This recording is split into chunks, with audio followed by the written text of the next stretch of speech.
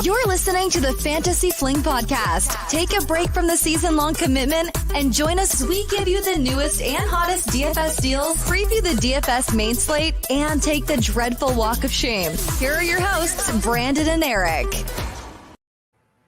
Welcome back to Making a Milli, our Week 18 Milli Maker preview. It's our season finale. We're going to recap, I guess, the season a little bit, especially Week 17. And then I will look forward to that Week 18 preview for the DraftKings Milli Maker. Eric, how's it going? Doing good, man. Doing good. It's crazy that we're already in Week 18. I swear every time the season starts, it feels like it's only gone like a couple weeks and it's over. Yeah. And then I got 6 months of trying to figure out what the hell I'm going to do with myself while I'm waiting for football season to start again. Yes, sir. Well, I certainly know what I'm going to do. I'm going to do a lot of back testing over on the Dom station at DFS Army, just kind of trying to get those lineups to make the Milli Maker, do the back test.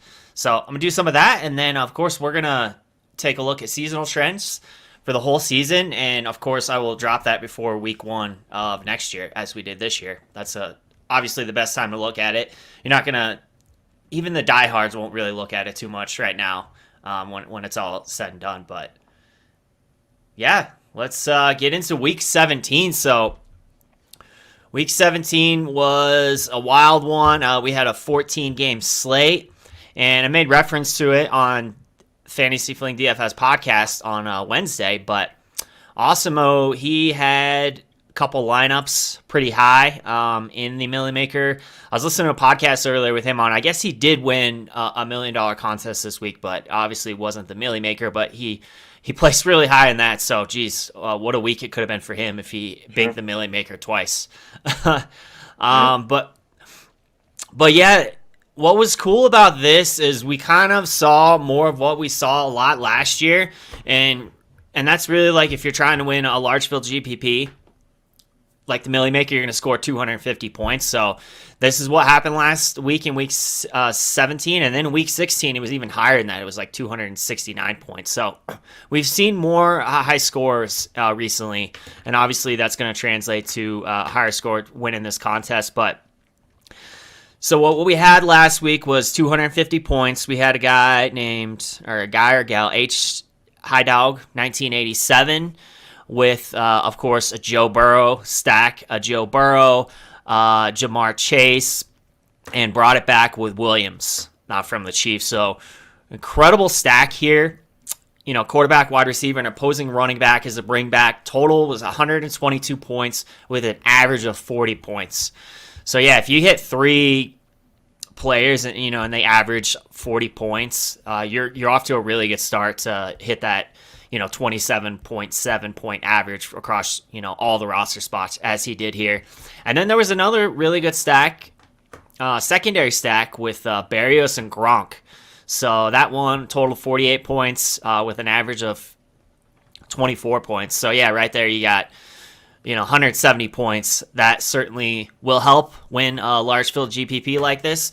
And then from an ownership perspective, this was a little higher than I expected, but not really all that high, I guess. It's a 14-game slate, so I did expect it to be a little lower than this, but there was a lot of good value at running back, so people kind of congregated, around the same backs, like Sony Michel and Williams. So these guys were a little chalky, and when the chalk hits, that's what's going to happen. And then Barrios as well. So he was chalk. He was tremendous value at 3,700. So he ended up being 22% on. So that certainly raised the price. As far as leverage from this lineup, we had Burrow at less than 8%. He was the top quarterback on the slate. And this guy also had Jarrett Patterson in this lineup. He was just outside the top 10, but 4x the salary, and he was leveraged off of chalky plays like Montgomery and Taylor at only 8% ownership. And then Jamar Chase, he was leveraged off of everybody. So 4.5% ownership, 58 points over 7, almost 8x. It's just amazing. Pricing. One thing I want to just talk about real quick here is once again, it's kind of like fade the most expensive plays. That's what you typically see in the Milli Maker. The Jonathan Taylors, the Cooper Cups, they certainly make their way into the lineups here and there, but overall, what you see is kind of one or two guys in the 7K range, and then just a bunch of core, like, good value plays underneath that. So, yeah, you had Chase 7,600, and as far as skill position, we had Gronk 6,200, Brandon Cooks 6,000, Sony Michel 5,800, Williams 5,800, Patterson 4,800, and then Barrios 3,700. And then always the defense right around the 3K or above range with the Bears. They hit 6.5x. This was probably, I think, the highest we'd seen on the season. This entire lineup hit over 5x on average. So it was really good. And then, as I kind of alluded to on our last podcast, Eric, we had Osimo. He had 2 lineups in the top 10. Of course, top DFS player in the world. Top 20, but he had 1 in the top 10. 7th overall. He was just 6 points out of first place. He had kind of had a similar strategy. He had Joe Burrow. He had Jamar Chase. The difference in his stack, though, is he used Uzama, the tight end, and he didn't really get there. So, really just kind of brought down the overall average of his lineup. So it just wasn't quite enough using him as opposed to Williams, who was used. But yeah, he also had Sony Michel, who was a solid play. Singletary was a smash, 26 points. He really crushed it as well with Amon St. Brown and Jacoby Myers. So overall, an incredible lineup. It really, the difference between coming in 7th and 1st was the defense, as opposed to having the Bears. He had the Saints, so a few points less there, and then tight end. So the 2 most volatile positions. That's just the name of the game. That's how it goes. No doubt. But that is a wrap for Week 17 of the Milli Maker. As we look forward to Week 18, Eric, you didn't play last week, I guess, so that makes things easy for me. I'll be going first. Did you wanna roll, and then I'll read off the Vegas lines? Yep, sounds good. I was out of town visiting some friends over New Year's, and so didn't have much time to do lineups. So I defaulted to last place because of that. Yeah.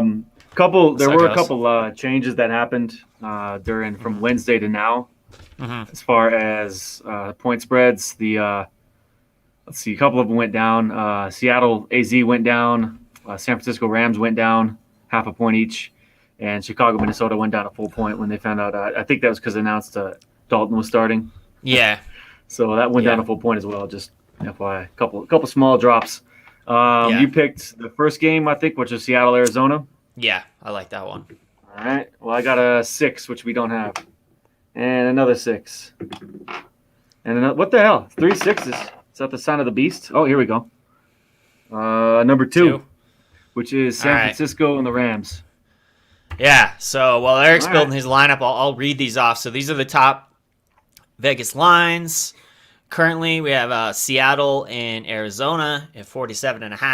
Now, I guess it depends on the sportsbook where you look, because I did still see that game at 48. So, it varies from sportsbook to sportsbook. But that's the first game. We have San Fran and Los Angeles Rams 44.5. Green Bay and Detroit 44.5. Indy and Jacksonville 44. And Chicago and Minnesota 43.5. So, really what it comes down to in the final week of the season, when you have teams that really don't have a lot to play for, you're going to get low point totals because, Rodgers, for example, he's probably not playing, right? And if he does, if him and Adams do play, it's going to be, probably a series or two. So, they're not expecting them to play 4 quarters. And some of these teams, they can advance their position, their seeding in the playoffs. Others can't. So you're kind of looking to target teams and players who certainly have a lot to play for. So that said, I went with Seattle and Arizona because Arizona does have a bit to play for, and it is a high-scoring game on the slate. And also, I think Seattle, there's a good chance this will be the last dance, so to speak, for Russell Wilson. So I could see him, wanting to go out with a bang in this game, and it could be competitive. And these games have gone off before with Seattle and Arizona. I remember Was it last? It was 2 years. It was last year actually. That was that crazy Sunday night game where Tyler Lockett just exploded. And it ended up being a shootout. I think Tyler Lockett had like 55 points or something. It's etched in my memory because I remember going against my dad in fantasy football and I was just crushing him. And you look at the sleeper percentages, it's like 93% chance to win. And then I woke up, I like fell asleep during the game because I was a day drinking fiasco. And I woke up and I'm like, you have got to be kidding me. I was so pissed off. So I have not forgotten. And maybe it'll go in my favor this time. It's always the possibility. Yes, sir. So the build that I'm going with, now I have tweaked this a little bit, but I was over using the domination station at DFS Army. I certainly might change this between now and Sunday. I really do. I'm high on Ramondre Stevenson this week if there's no Damian Harris. So that's some news we might get to watch, dude. I might even just play a lot of Ramondre Stevenson anyway because just like last week, Damian Harris, he came in, he played great. And then, got a couple tutties, and then he left injured. And then, of course, Ramondre Stevenson had over 100 yards and a tutty. So I do like the potential of playing him this week.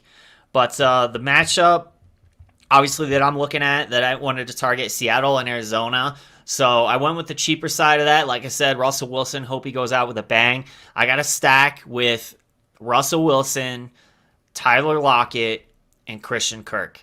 Now, I did change this a little bit. Wesley got quite a few targets last week. He's a big body. He got some red zone looks, and he's a bit cheaper. So I changed this because I like how it changes my lineup a little bit. So originally what I had was Wilson, Singletary, Sony Michel, Lockett, and Christian Kirk. And, of course, that's the Wilson, Lockett, Kirk stack with Michael Pittman, Cole Kmet, and Rob Gronkowski and the Bills. I just don't I don't want to play a bear.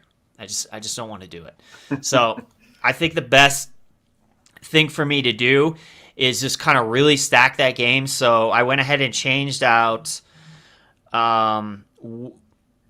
Kirk for Wesley, and that allowed me to get down to Ertz. So I got Wilson, Lockett, Wesley, and Ertz in that game. So Wilson +1 and then 2 on the other side. If that game really shoots off, I like this lineup. I like the odds much better of just being so heavily stacked on that game as opposed to, having Cole Kmet try to get me there. Devin Singletary and Sony Michel. Now, the reason I like Sony Michel is because he's direct leverage off of Kupp, who figures to be chalk. So I do like that play, but like I said, I could potentially swap out any of these two for Ramondre Stevenson, which I'm considering. The second guy I got, Devin Singletary. He's been getting workload workhorse numbers, like 20 carries, about 20 carries last week. He's going against the Jets. This is just a great smash spot for him. And I actually have a stack with the Bills D as well. So another guy, obviously I mentioned Lockett, so I like him. He did have that huge game last year against Arizona. But another guy, Michael Pittman. And the reason I like him is because, again, he's leveraged off of Jonathan Taylor. Jonathan Taylor could have a big game, but as far as leverage goes, Pittman is perfect leverage play off of JT. So, and then obviously I mentioned Wesley, Gronk, and then Ertz. So my main guy, Gronk, he has all kinds of incentives that he could get this week. There's no Godwin. Antonio Brown lost his mind. Had a wild sexcapade with an OnlyFans girl who licked a toilet seat the night before, told her, watch what I'm going to do. Well, he ran off the field, quit in the third quarter. And so there's no Antonio Brown. There's no Godwin. And Gronk is Mr. Reliable for Tom Brady. So I love him this week. I could certainly see him being the number one tight end. And he might even be the number one pass catcher if Brady just continues to force feed him the ball. So that's it. To review, Wilson, Sony Michel, Singletary, Lockett, Pittman, Wesley, Gronk, Ertz, and Bills D. I like it, man. You got a lot of upside there. Watch Lockett go off again, just like last year. That would be cool. That'd be awesome. Um, We'll see. But yeah, I will say that I was running the optimizer earlier, and dude, I was getting a ton of Jonathan Taylor and Dalvin Cook. mhm. And I always get a little excited when you get two like running backs like that who could just break the slate. Because if they both go off in the same week, you can get like 80 to 100 points just from those two. Sure. So I'm gonna save some of those lineups. I'm not putting in the Milli maker, but I'm gonna save some of them for some tournaments. Yeah, man. Yeah. Curious to see how that goes because the at this point the Vikings don't have anything to play for. So curious No. to see what the usage is. I know like Kirk is trying to. Kirk does, yeah. Kirk Cousins is trying to Yeah. maintain his job or find a new one elsewhere, but Yeah. I like it, man. A lot of upside there. I don't think we have any. We have maybe one player that is in the same player in the lineup, and that's Christian Kirk of all the Nice. lineup. But And I etched him out, so. oh yeah, that's right. You moved him out for. Yeah. I was going through, and this might be subject to change. Just looking at it, but right now I picked the 49ers and Rams game. So I went with Trey Lance and Deebo Samuel and George Kittle as the stack. So I got all three of them. I don't know if Lance has enough upside to support them, but it's a must win for them. So I know they're going to try to do everything they can to win. I brought that back with Van Jefferson on the other side of the ball. He was the cheapest of the three receivers, and he could have some pretty good games. As a deep threat, but if the game goes off, which sometimes these divisional ones do, could be good. The running backs I have are Keyshawn Vaughn. Right now, I don't know what his ownership percentage is because it's a little messed up because Ronald Jones is out. Yeah. And he may even share the backfield with Le'Veon Bell, but we'll see. Right. Maybe this is his chance to prove it. Then I have Dare Ungombowale as well, who pretty much owns the backfield right now since James Robinson is out and what's his name? Carlos Hyde is also out. So the men's receivers I had were Deebo Samuel, Van Jefferson, and Chase Claypool. Claypool hasn't gone off this year. Hoping it's the last game of the year. If you look at last year, he had like multiple games with multiple touchdowns, and it hasn't happened. Yeah, he was in the Milli Maker 1 week because he had like 4 touchdowns. I mean, he's got the upside to do it. I hope with Big Ben's last game, he hopefully goes out with a bang. I don't.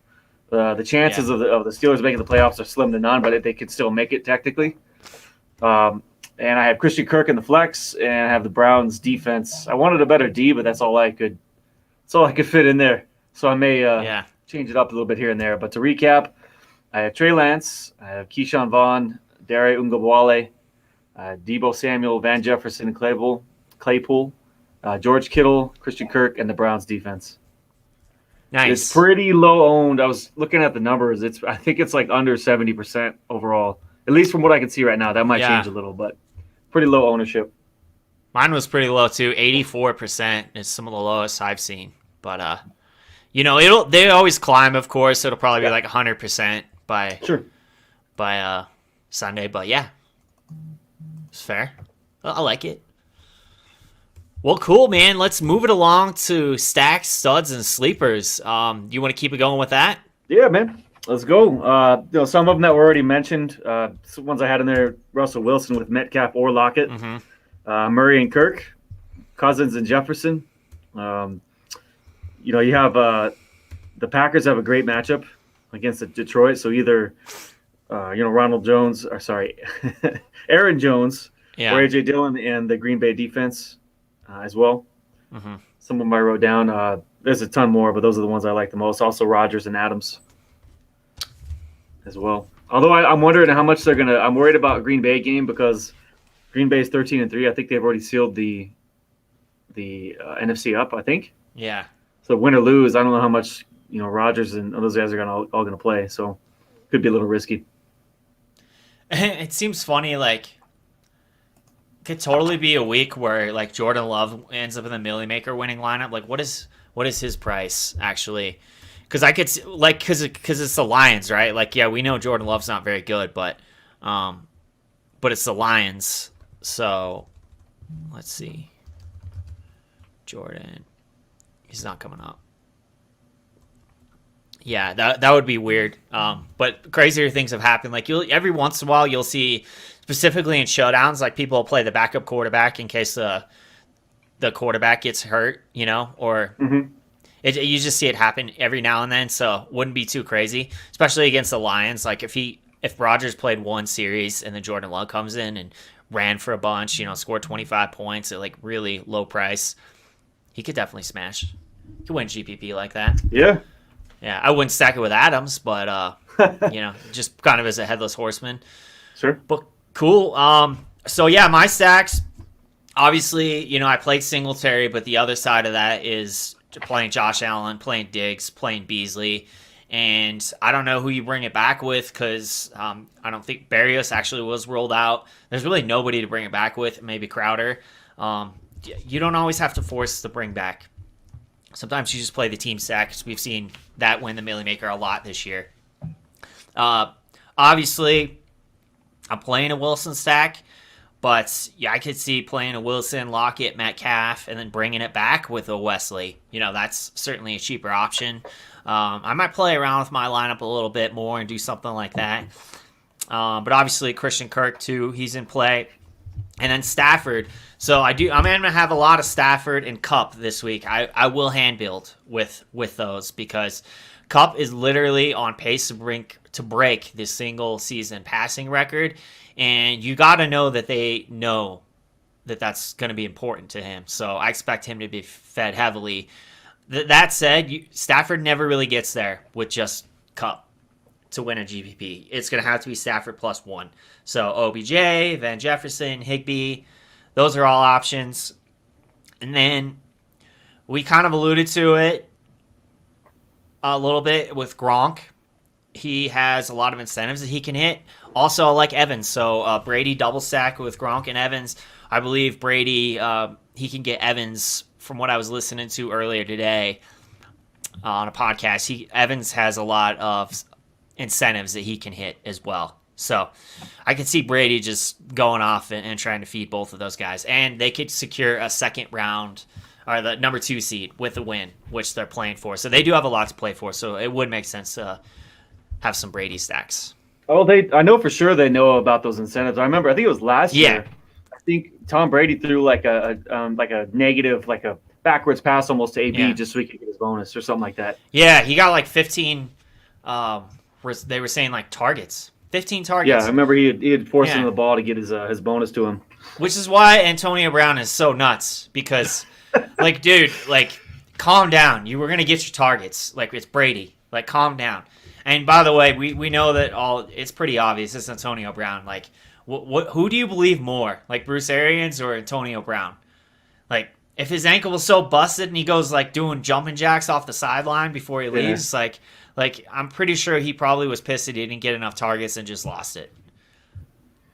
Yeah, that's the problem with having a loose cannon on your team. I mean, he's super talented. There's nobody questions that, but upstairs he's a little lacking a little.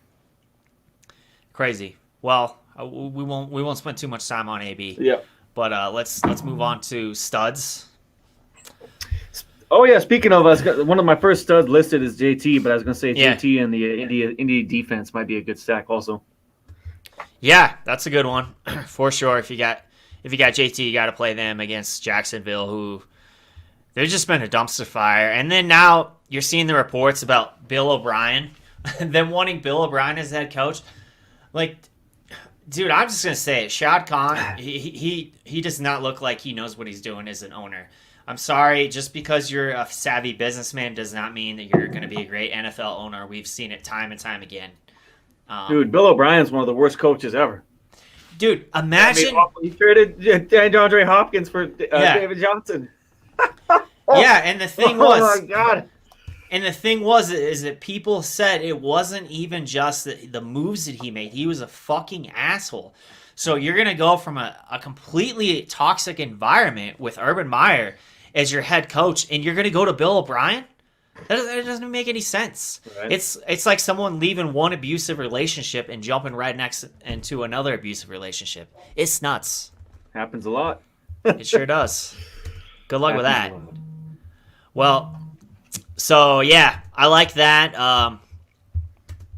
So some of my studs that obviously JT, he's coming in highly projected owned, about 20% right now, but for good reason. He's going against the Jags, and it's a must-win game. So It is. certainly have exposure to him. I'm not going to do it in the Milli Maker, I don't think, but I'm going to have him in a lot of tournaments because he could go off for 40 points plus.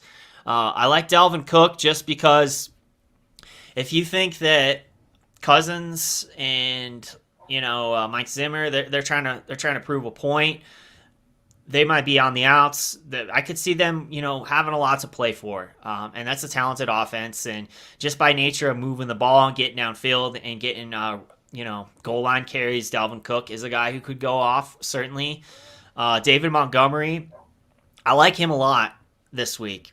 Yep. Again, they don't have much to play for, but they don't really have a whole lot of options. So I could see some maybe Cousins, Jefferson, bring it back with Montgomery stacks, certainly. And then Nick Chubb. I'm sure he's done a bad play, but Antonio Gibson. I mean, he's just in line to get a lot of carries and is going against the Giants. So he is going to be the chalk. He's certainly going to be a cash game play. But yeah, he's a stud for sure.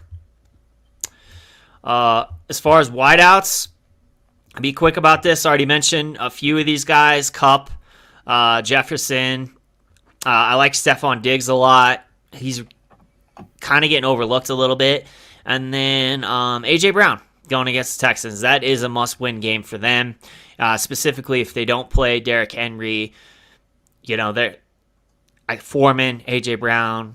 I don't think they'll play Henry this week. Even if they do, I don't see him giving him more than a few carries. So he is looking to be chalk right now as well. So he's one of the chalkiest wide receivers that I'm seeing. Nice, man. Yeah, I actually have him on my list as well. A lot of times with the studs, I like guys that can just go off at any given week. Yes. I guess that's what defines a stud, right? Because they get to put up a lot of points. But the first two guys I wrote down were the first two you mentioned. I wrote JT and Cook. Were my studs. I also like Montgomery as well. And Najee Harris, he's in a good place. I was looking back. He had 28 rushes last week and also receptions. If the Steelers are ahead, they're just going to run the ball. The game script is very run heavy because Big Ben's arm. So, they're playing against a backup quarterback at Baltimore. Najee Harris is 7,200. I like him this week as well. Some Samaje Perine, I think. Yeah. Even though they're playing with a backup quarterback, I think he's in a great spot. Every time he's had the opportunity, he played really well. And 2-3 years ago, he was a starter for Washington. So he's got what it takes. He's a big dude. He's like 250, so he can handle a big workload. With Mixon out, I think he pretty much gets all the carries. So he could have a good game against the Browns, who also have a backup quarterback. So we'll see how that game goes. It's going to be ugly. Definitely not looking to stack that game. Yeah. For some of the receivers I put down, I have Kupp and Jefferson, A.J. Brown, as you had mentioned. I had Christian Kirk in there. Any given week, same thing. He could just go off. And I also put Lockett down there and Metcalf.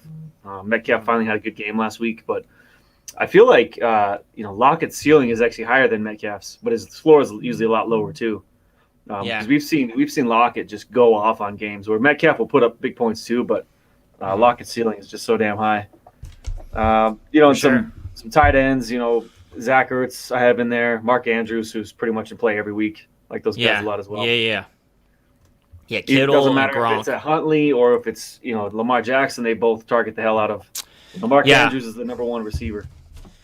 Yeah. So Andrews has certainly been. He's led the NFL this year in targets for tight ends with 138. And it's really crazy, actually. Kittle, for going off as much as he has, I think he's the top 3 tight end. I want to say 2. And I think by game, he's definitely 2. But he's only had 87 targets on the year.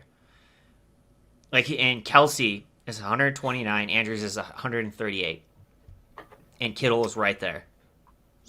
So you have to have consideration for him, especially in that game. San Fran has a lot to play for. So I definitely like him. That said, if Jimmy G plays, Kittle is a better play with Jimmy G in than with Trey Lance. Agreed. And I knew that putting him in, but I was like, it's must win. Maybe maybe he's going to be forced to. If the Rams put up a bunch of points, they're going to be forced to keep up. So that's what I'm hoping for. Yes, sir. Well, let's finish this thing off with sleepers, Eric. Yeah, man. So a guy that someone's forgotten about. He hasn't had a big week for a while, but Terry McLaurin. Last game of the season, not much to play for, but the guy is a stud. Any given week he can go off, and he's getting discounted every week. I think he's 6,200, 7,200, I forget week. But that's when you like him. Buy the dip. Yeah, I think 6,200. That's pretty cheap for McLaurin, who's a guy. I'm looking back at his game log. Yeah. He's had games in the 30, like multiple games in the 30-plus point range, high 20s. So he can do it. Just it just depends on the game. But McLaurin, Odell Beckham, I have him there as well. The guy is super talented, and he gets targeted a lot near the end zone. So he's kind of down there with Van Jefferson, where they're overshadowed by Kupp, but still good players. Darnell Mooney, also listed with when Dalton plays, he likes to target him. So I don't love the Bears, but Mooney's the only player apart from Don Montgomery that I play. KJ Osborne, another the receiver from Vikings, and a guy I'm looking at right now. I'm kind of been Chase has been ruled out from the Cardinals, and Connor's still not practicing. So Eno Benjamin may be the next man up, but nobody's talking about that guy. So he comped very much similar to I think CEH from the college books. So it's a pretty good player, but if both those guys are out, Eno Benjamin's probably in play there. Yeah, no doubt about it. What is his price? And one last guy. I don't even know where he's at. He's only 4,000. Jeez. That could be a smash. He might be a lock by Sunday for sure. He might be, man, because I know Chase Edmonds has been ruled out already, and I know Connor hasn't been practicing, so we'll see. Or he's had a limited practice. I'm not sure, but he hasn't played for a while. One last guy as well is A.J. Dillon. If Green Bay gets up on Detroit, they're going to try to rest Rodgers as much as possible, and they're going to hand the ball off a lot if they're ahead. So it could be a good game for A.J. Dillon as well. Yeah. So if Eli Mitchell plays, I really like him. His ownership right now, what I'm seeing is not accurate. It's like 0%, but if he plays, he's certainly going to be owned a lot, and he's going to get a lot of carries, I'm expecting. So have a lot of exposure to him. Couple other guys I'm looking at. P. Ryan, we talked about it. He's very low right now in ownership, so he could certainly be a sleeper. But I don't know how much of a sleeper he's actually going to be. I could see him being chalk when it all comes down to it. So I think he will be. Yeah. Couple of guys I'm really looking at. Obviously, I mentioned Gronk. So his ownership is still quite low. He's under 10%, which is just crazy to me.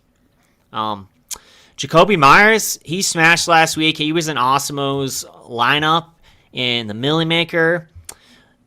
He's coming in. It's under 7% ownership right now. So he's certainly in play. I like him. Amon-Ra St. Brown, he's a little pricier, and it feels kind of gets like it's getting a little chasey to play him because he's had some great weeks. And Goff might not play. I'm pretty sure. Is Goff been ruled out, or is he just questionable at this point? I think he's questionable. Okay. He's questionable right now. Says he listed as questionable for Sunday's game. Yeah. Says probable to play for Goff. Yeah, probably not going there. But Singletary, obviously, as I mentioned, he's right about 10% right now, which is pretty low for being such a smash spot and him getting workhorse type numbers. But a couple other guys. One I already mentioned, Antoine Wesley, 5 targets last week, 2 red zone targets. So he's 4,100. I like him in that high-scoring game environment, hopefully projected as such. And then Cyril Grayson. So if you don't have a lot of exposure to Gronk or Evans, or maybe you decide to pair Gronk with Grayson or Evans with Grayson, this guy's 4,400. He did catch that touchdown last week after AB left the game. So 8 targets is what he got. And he got 6 receptions, 81 yards, and a touchdown. So I think he had like 80 yards the week before. He's in play for me. He's a sleeper as well. Grayson. Just to, you talked about St. Brown. He's averaged 25.6 points over his last 5 games. Guy's been tearing it up. Yeah. No, he is more expensive, though. He's yeah. creeping up, like you said, on price. He's 68, so. Yeah. Yeah. Seems like a pretty safe play, though. He might just be like a cash play at this point. Seems pretty safe. Yeah, he's still coming in low owned, though, so we'll see. I think the price has scared some people off. Yeah. I don't know. Well, maybe like the game of the St. Brown brothers. They're both playing each other. You got Economius and Amon-Ra versus each other. It kind of seems like a game, Eric, where maybe I could see doing a secondary stack with that game with an A.J. Dillon and Amon-Ra St. Brown, and just kind of not touching anything else, you know? Because I don't see – obviously you don't want Rodgers and you don't want Goff or the backup. So, but I could see a secondary stack getting there for sure. Yeah, I mean, I think Dillon's a good player this week. I really do. I think, we never know though. We've seen weird shit all year long, so yeah, a lot of upsets this year. No doubt. Well, man, as far as the wrap up, it's been a great year. It's been the first year of making a Milli. We just decided to do this. It's kind of like a new concept. I felt like it went really well. Learned so much doing just the write-ups and seeing, what takes down the Milli Maker each and every week. And, finished in the 99th percentile in the Milli Maker once this season. So, I always feel good about that. Scoring over 200 in the Milli Maker and, beating out 99% of the people. The last 1%, though, it's a doozy. It is, man. Yeah. I think the best I took was 1,000th, like 1,002nd is what I took. That was the best placement I took this year in the Milli Maker. Yeah, I'll have to look back and see exactly what percentage it was. But obviously, I alluded to this on our Wednesday podcast, but next year we're going to do, obviously I'm going to continue to do the write-up and the recap of the winner. But what I also want to take a look at more is all these people who MME it, the Osmos of the world and Chipotle addicts and whatnot. I want to take a look at their MME strategy for the Milli Maker. And we're certainly going to do that. We're going to do a live stream every week next year, looking at the Milli Maker, looking at, different contests like the play action, and even some of these, 20,000 entry contests, 5,000 that are more winnable.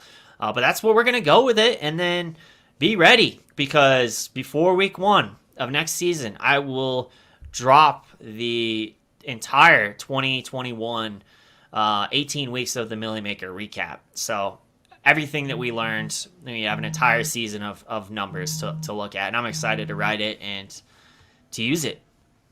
And next year, I'm going to play a lot more in the Milli. I'll tell you that. None of this, no more one bullet stuff. It's going to be like $100 a week at least. I'm looking forward to it, man. Yeah. I appreciate doing this with you all year. Like I said, it went by extremely fast. Went by insanely fast. So, yes, sir. Before we know it, next year will be, or this beginning of 2022 season will be here before we know it. We'll be doing it again. So it was a pleasure. I look forward to next year. Yeah, it's been fun, and we got a lot of changes coming for next year in production and new look and everything. But we're gonna dive even more into the Milli Maker. So stay tuned, and good luck. Good luck, everyone. This will be the last podcast, of course, that we're doing for the season. But of course, follow me on Twitter at FantasyFling. Definitely open to questions, because I'm going to be playing the Milli Maker in the playoffs and whatnot. It doesn't stop until there's no more games to be played. So we'll keep it going. DMs are Absolutely, open. Man. All right, man. Well, you have a good one, everybody. We appreciate you all. Yeah, thank you for joining us. Be sure to like, comment, subscribe, and share. And then check us out over at fantasyfootballfling.com so you never miss any of those Milli Maker write-ups, specifically the one that's dropping before Week 1 of the 2022 NFL season. So good luck, y'all, and we'll see you next year. See you next year. Out.